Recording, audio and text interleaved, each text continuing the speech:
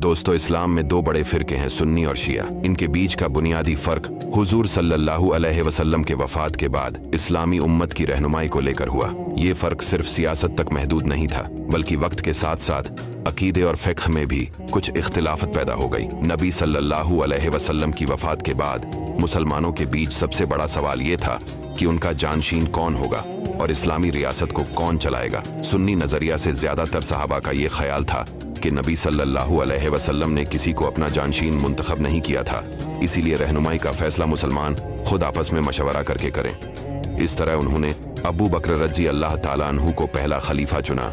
सुन्नी मुसलमान इस तरीके को पैगंबर सल्लल्लाहु अलैहि वसल्लम का तरीका या रिवायत के मुताबिक मानते हैं, इसलिए इनको अहले अल सुन्नत वल जमात कहा गया। शिया नज़रिया से एक छोटे ग्रुप का ये मानना था कि नबी सल्लल्लाहु अलैहि वसल्लम ने अल्लाह के हुक्म से अपने चचेरे भाई और दामाद अली इब्न अबी तालिब रज़ी अल्लाह ताला अन्हु को अपना रूहानी और सियासी जानशीन मुंतखब किया था।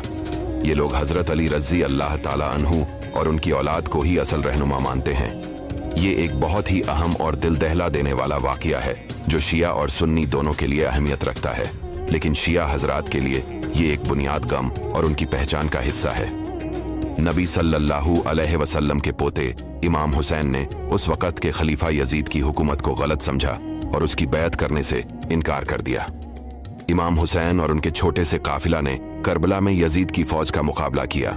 इस मुकाबले में इमाम हुसैन रज़ी अल्लाह ताला अन्हु और उनके साथियों को शहीद कर दिया गया। शिया नज़रिए में करबला का वाक़या शिया मुसलमानों के लिए जुल्म के खिलाफ खड़े होने और इंसाफ के लिए कुर्बानी देने की अलामत है।